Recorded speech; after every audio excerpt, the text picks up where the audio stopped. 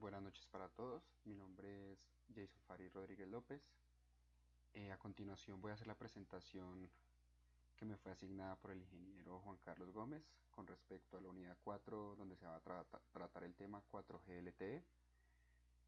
Los temas a profundizar en la siguiente presentación van a ser arquitectura IMS, equipos de usuario y gestión de sesiones. Bueno, vamos a empezar.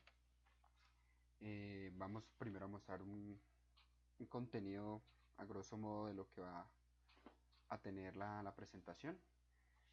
Primero pues vamos a presentar un glosario para definir, o más bien para tener presentes muchas siglas que se manejan, pues que se han manejado en todos estos temas, ya que son un poco densos, entonces es mejor tenerlas pues de primera mano para entender o comprender de mejor manera lo que se va a tratar en toda la presentación. A continuación vamos a empezar como tal con los contenidos. En primera instancia vamos a tratar la arquitectura IMS en redes LTE. Después vamos a trabajar con equipos de usuario. Posterior a ello terminaremos con gestión de sesiones. Allí veremos introducción, conexiones PDN, servicios portadores EPS, modelos de QoS, sistemas PCC y procedimiento de gestión de sesiones. ¿Listo? Bueno, aquí en la presentación, pues en las primeras páginas vamos a poder encontrar el glosario de las siglas que vamos a usar durante toda la presentación. Son 3 hojas con todas las siglas que voy a usar durante toda la presentación de los temas. Y listo. Entonces vamos a entrar como tal en materia con los temas asignados. En primera instancia vamos a tratar la arquitectura IMS en LTE. Bueno, IMS traduce por sus siglas en inglés IP Multimedia Subsystem. Vamos a empezar con una introducción.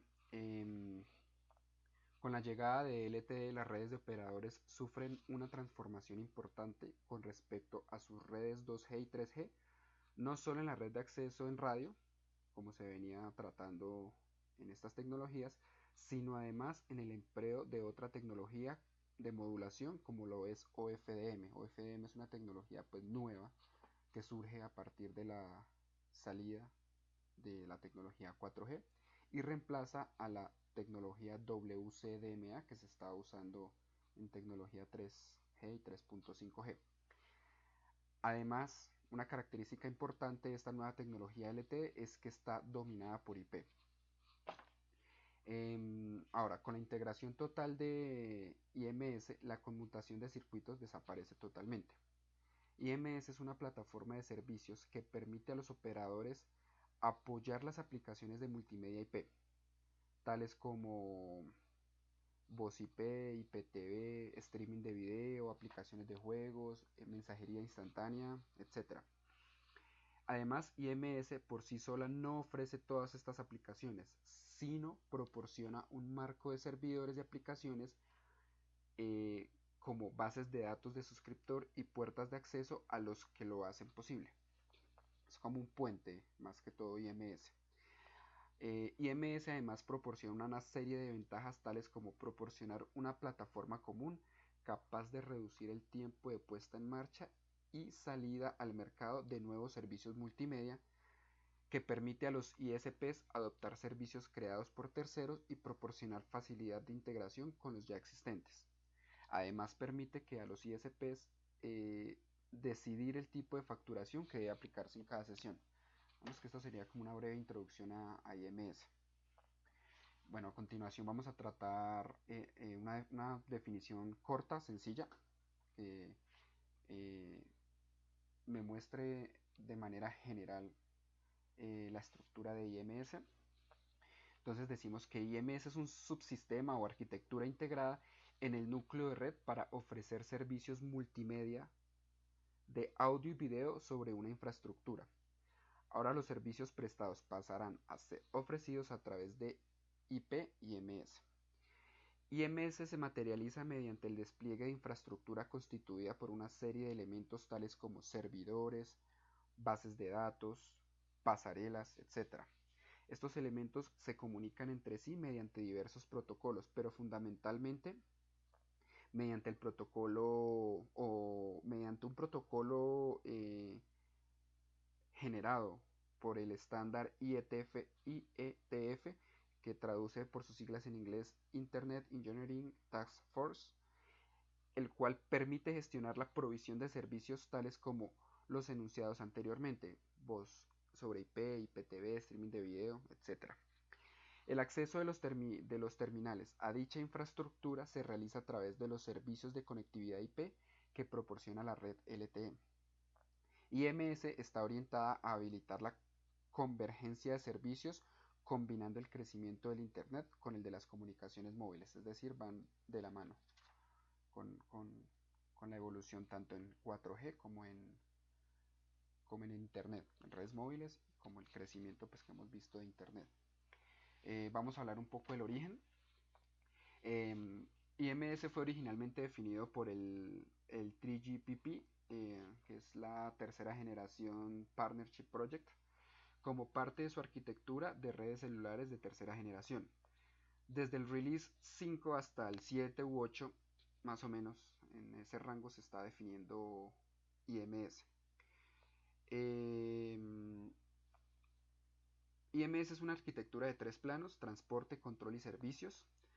Además, como tal, IMS se ubica principalmente en el segundo plano y su función es la de gestión y el control de servicios multimedia IP, los cuales están alojados en servidores de aplicación.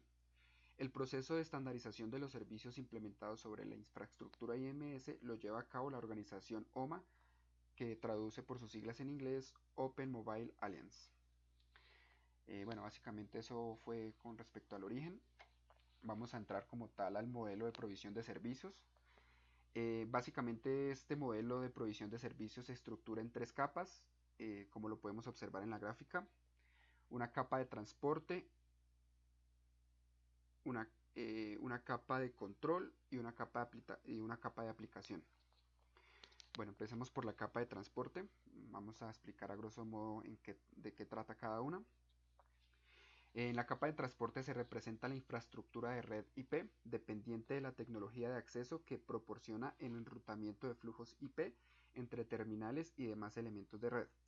En la capa, ahora, en la capa de control se ubican los elementos especializados en la gestión de sesiones, tales como los servidores de señalización SIP, que traducen de sus siglas en inglés Session Initiation Protocol, así como otros elementos específicos para la interacción con redes telefónicas convencionales.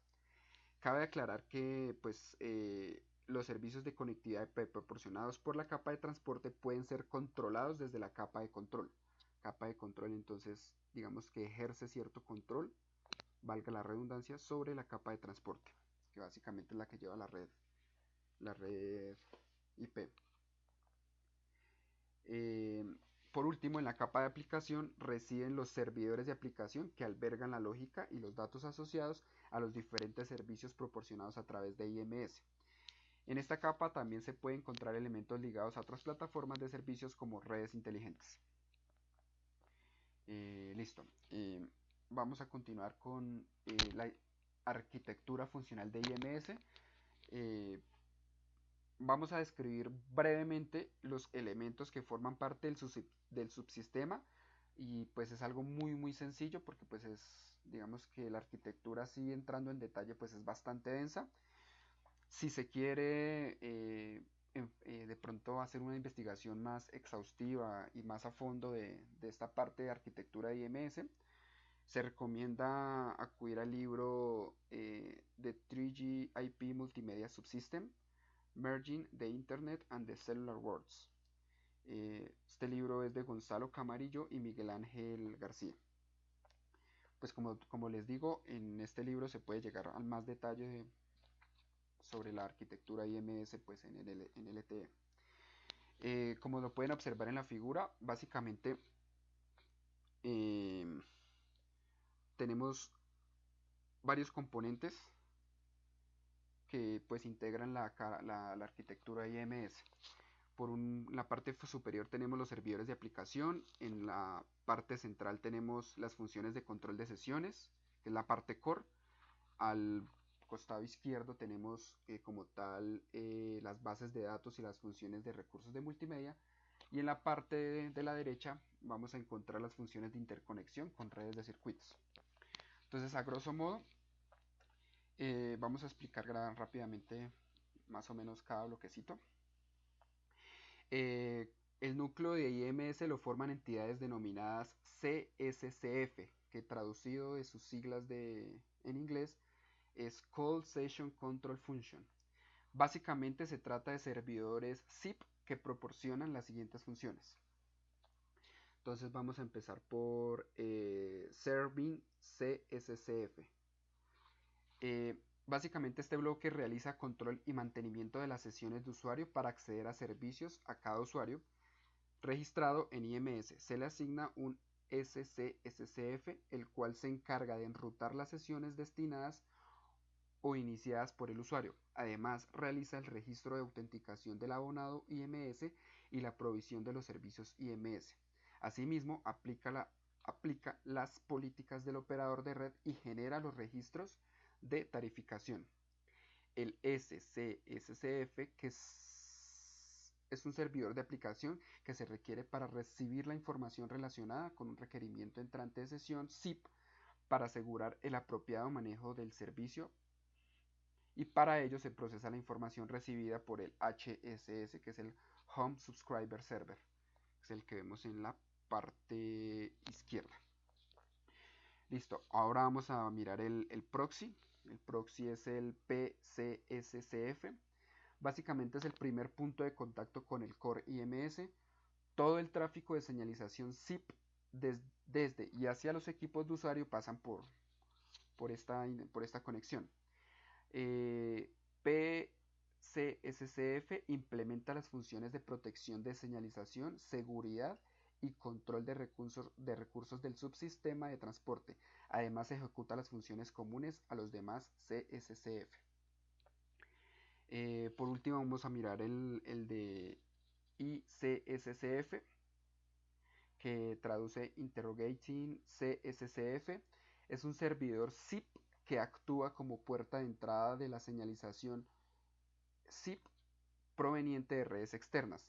Así, la dirección IP del servidor ICSCF es la que está incluida en los servidores de nombres de redes externas como los DNS, de modo que la resolución de nombres de dominio conduce al envío de mensajes SIP a la dirección IP del servidor ICSCF y posteriormente redirige los mensajes a los servidores SCSCF que correspondan.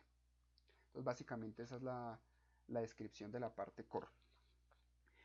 Vamos a seguir con la parte de la gráfica, la parte izquierda, que es la parte del subsistema HSS, que como lo mencioné anteriormente es el Home Subscriber Server. Básicamente es la base de datos maestra de la estructura IMS. Almacena los perfiles de usuarios, incluyendo información de filtrado, de estatus y perfiles de servidores de aplicación. Además, HSS almacena y gestiona el perfil de servicio IMS del abonado, almacena claves de seguridad, etc. Básicamente eso es lo que hace como base de datos HSS. En la parte inferior vamos a revisar un poco funciones de recursos de multimedia. MRFC, que traducido o más bien de sus siglas en inglés, Media Resource Function Controller, y MRFP, Media Resource Function Processor, son entidades de red que integran los conjuntos de funciones de multimedia, los cuales permiten, bajo control de los servidores de ISP, poner locuciones o tonos de usuarios de los servicios IMS. También permiten realizar la agregación de tráfico en sesiones SIP con más de 2 interlocutores, así como conversiones de códecs. Además, MRFC actúa como un agente de usuario SIP y controla los recursos de MRFP vía interfaz H.248.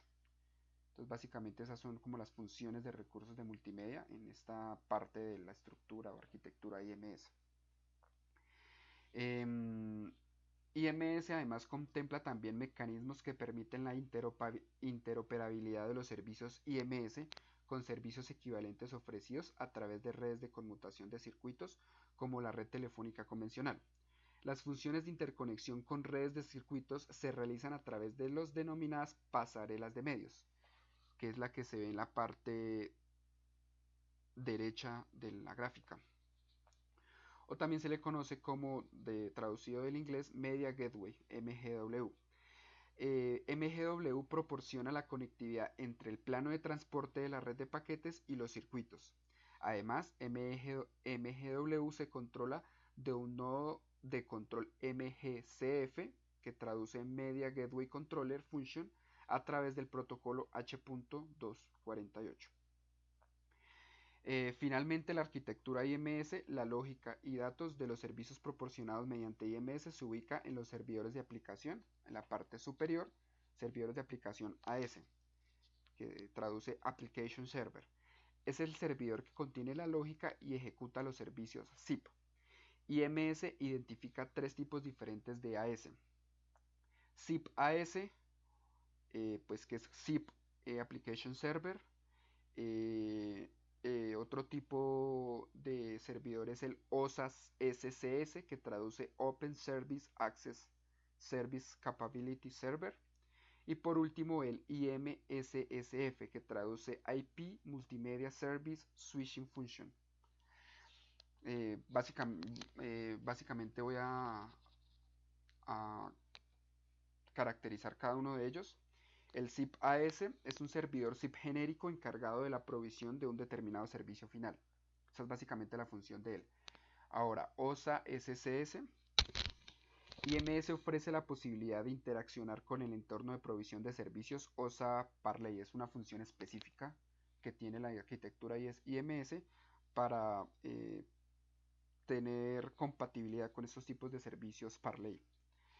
Y por último, IMSSF. IMS permite que los servicios IMS puedan interactuar con los mecanismos de red inteligente que soportan las redes 3GPP. Básicamente este servidor se encarga de hacer esa interacción con este tipo de redes. Listo. Vamos a pasar ahora al siguiente tema, que sería equipos de usuario. Vamos a dar una corta definición. Entonces, el equipo de usuario básicamente es el equipo que permite a los usuarios del sistema LTE acceder a los servicios de la red LTE a través de la interfaz de radio.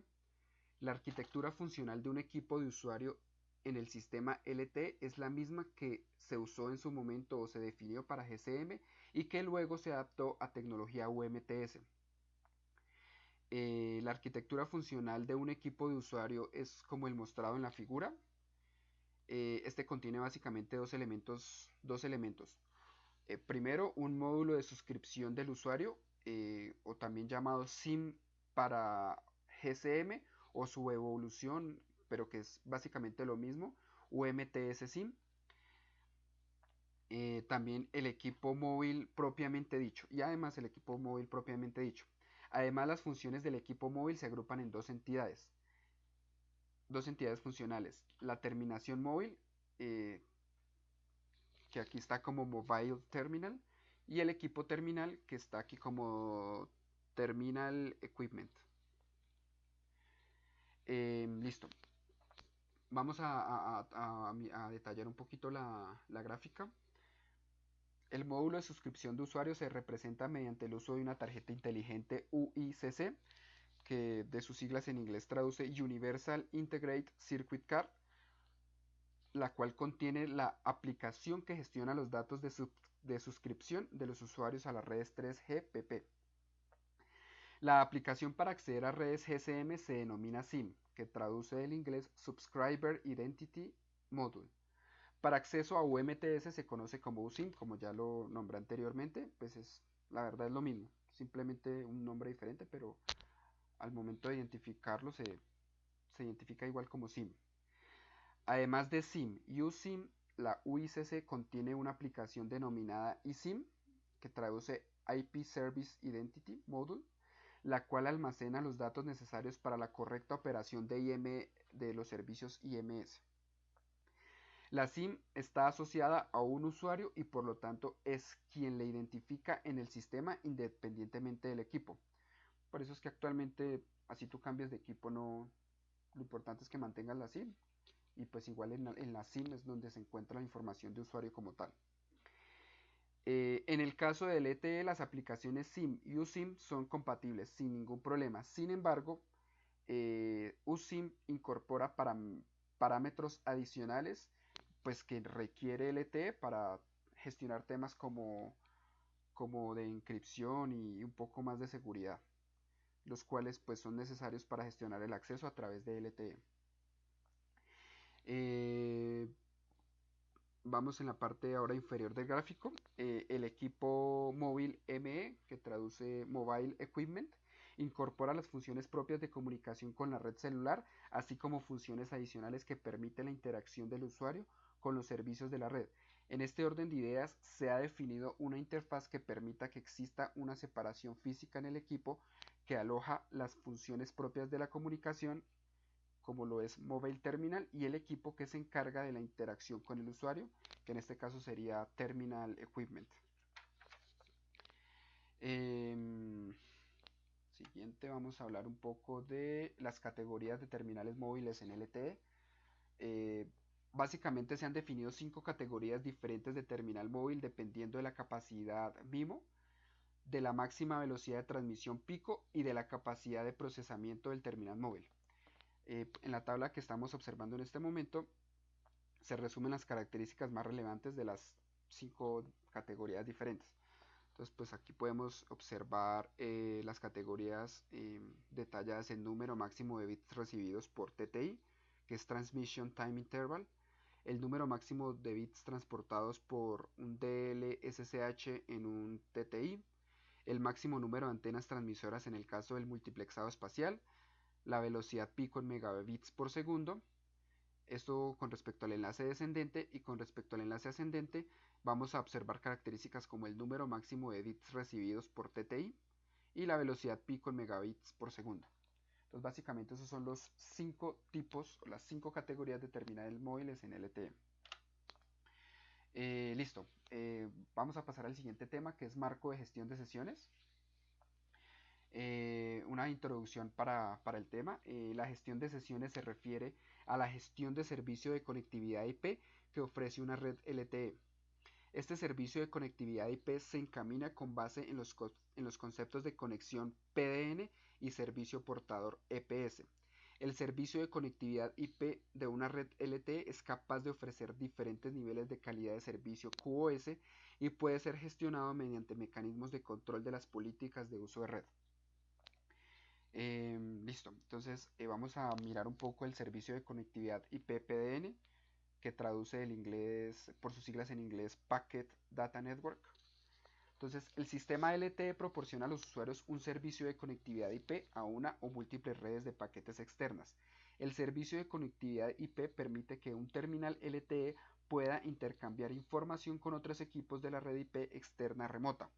Esta conectividad IP proporcionada por LTE entre el equipo de usuario y una red externa se le denomina conexión PDN. Las redes de paquetes externas a las que puede acceder a través de LTE pueden ser redes públicas, como por ejemplo Internet, o bien redes privadas como una intranet corporativa, por ejemplo. En 3GPP, las redes externas de paquetes accesibles desde LTE se denominan PDNs y por ello se habla de conexiones PDN. Una conexión PDN en el sistema LTE se caracteriza siempre por una dirección IP única a través de la cual el equipo de usuario opera en la red externa. Esta dirección IP de una conexión PDN puede ser IP versión 4 o IP versión 6 o combinadas. Como podemos observar en la figura, se observa un esquema de servicio de conectividad IP, conexión PDN, entregado por LTE. La red utiliza un parámetro denominado APN, que es Access Point Name, que después de establecer la conexión PDN determina la pasarela o PGW que va a participar en la provisión de dicha conexión PDN. Entonces, pues como lo podemos observar en la parte izquierda de la gráfica, tenemos nuestro equipo de usuario donde se tiene asignada una configuración en IP versión 4 o en IP versión 6 o una combinación de ellas.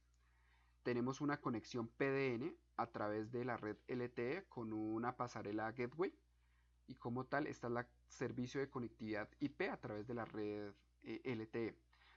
Más hacia la derecha ya tenemos como tal la red IP, donde pues ya entra como tal la red fija, donde se tiene la red Core IP, y pues ya como tal los protocolos de enrutamiento necesarios para subir el servicio de extremo a extremo. Listo. Vamos a hablar un poco de servicio portador EPS. El servicio de conectividad IP proporcionado por LTE es un servicio que soporta calidad de servicio QoS, de tal manera que el tratamiento que reciben los paquetes IP entrantes de determinada conexión PDN pueden adaptarse a las necesidades de la transmisión de los servicios finales a los que accede el usuario. La forma de gestionar la calidad de servicio en LTE se estructura en lo que se denomina servicio portador EPS, que traduce Evolved Packet System. Un servicio portador EPS es un servicio de transferencia de paquetes IP que tiene asociados unos parámetros de QoS. En ese sentido, EPS constituye la unidad mínima de resolución para la provisión de calidad de servicio en una conexión PDN. Como podemos observar en la figura, por cada conexión que tenemos establecida de PDN, siempre existe un servicio portador EPS que por defecto ya viene activado y por el cual se enviará todo el tráfico IP de usuario sin distinción alguna. Entonces, como podemos observar, tenemos una conexión PDNA, PDNB, PDNC, y pues dentro de ella viene por ya activado por defecto el servicio EPS, más bien el servicio portador EPS. Pues básicamente de eso trata el servicio portador EPS. Vamos a hablar un poco de modelo de calidad de servicio. El modelo de calidad de servicio delimita el comportamiento esperable de un servicio de conectividad proporcionado por una red de transmisión de paquetes. La realización del comportamiento esperable se concreta mediante la especificación de un conjunto de parámetros de calidad de servicio asociados a determinadas características en términos de tasas de transferencias, o también en términos de retardos o en términos de tasas de pérdidas de paquetes. Un modelo de QoS también determina el grado de flexibilidad que ofrece un sistema para gestionar la capacidad de transmisión disponible. En redes LTE, el modelo de calidad de servicio utilizado para definir el comportamiento de un servicio portador EPS se basa en la especificación de un máximo de 4 parámetros, además de 2 parámetros adicionales que están relacionados directamente con la suscripción de un usuario final. Como lo podemos ver aquí en el cuadro, eh, los parámetros de servicio de un portador EPS se clasifican en dos: el servicio portador EPS de tasa garantizada y el servicio portador EPS de tasa no garantizada. Se tienen, como lo nombré, los cuatro parámetros básicos, que son el identificador de la clase de calidad de servicio, la asignación y retención de prioridad, la tasa de transferencia garantizada y la máxima tasa de transferencia. Además, tenemos dos adicionales que están ligados directamente al usuario final, que son el User Requirement Aggregate Maximum Bitrate y el APN Aggregate Maximum Bitrate. Ambas indican la máxima tasa de transferencia en bits por segundo, y como lo nombré, están relacionados directamente con el usuario final. Listo. Vamos a ver aquí una tabla donde se relacionan los valores de QCI estandarizados. Básicamente tenemos 4 tipos, pues los cuales van a depender del tipo de servicio que se quiere ofrecer al usuario final, como por ejemplo voz, videoconferencia, señalización o video streaming. Como lo podemos observar en la tabla, cada uno tiene un retardo de paquete, se tiene una prioridad dentro de la red y además se tiene una tasa de pérdida de paquetes que pues va a depender del tipo de servicio que querramos ofrecer al usuario final. Entonces ya en el encabezado de calidad de servicio se define el ID con base al tipo de servicio que se quiera ofrecer. Ahora vamos a hablar un poco de control de servicio de conectividad, sistema PCC. 3GPP ha especificado un subsistema que permite controlar el servicio de conectividad IP ofrecido por LTE. Dicho subsistema recibe el nombre de PCC, que traducido de sus siglas en inglés es Policy and Charging Control, y fue hecho para cumplir básicamente dos funciones. La primera es el control mediante políticas de uso de los servicios portadores de EPS, centrándose en dos aspectos en concreto: el control de QoS y el control de paso de tráfico a través de una pasarela de gateway. La segunda función básica es el control de la tarificación del servicio de conectividad. Vamos a hablar un poco de la relación de conceptos. Como lo podemos ver al lado izquierdo, la parte de PCC tiene sesiones IPCAN, que traduce, que básicamente es una relación entre IP, identidad de usuario e identificador de red PDN, y es equivalente a una sesión PDN, o mejor, a una conexión PDN, como lo observamos en la gráfica. Los SDF son Service Data Flow, y básicamente es una unidad mínima de agregación de tráfico sobre la cual se aplican las políticas de uso y tarificación del sistema PCC. Cada servicio portador EPS puede transportar uno o múltiples SDFs, eh, por ejemplo un SDF con un mismo QoS. Entonces, si el SDF tiene el mismo parámetro de calidad de servicio, 1, 2, 3 o n pueden ser transportados a través de un servicio portador EPS, como se puede también observar ahí en la gráfica. Vamos a hablar sobre el procedimiento de gestión de sesiones, que ya sería pues el tema final de la exposición. En el ETL, la activación, modificación y desactivación de los servicios portadores EPS se controlan desde la propia red con base a los datos de suscripción del usuario y o a las políticas de uso recibidas desde el sistema PCC. Los procedimientos principales relacionados con la gestión de sesiones son, como los observamos en la presentación: el primero, procedimiento de registro. Básicamente en él se establece el servicio de conectividad IP que ofrece la red LTE. Seguimos con procedimiento de petición de servicio.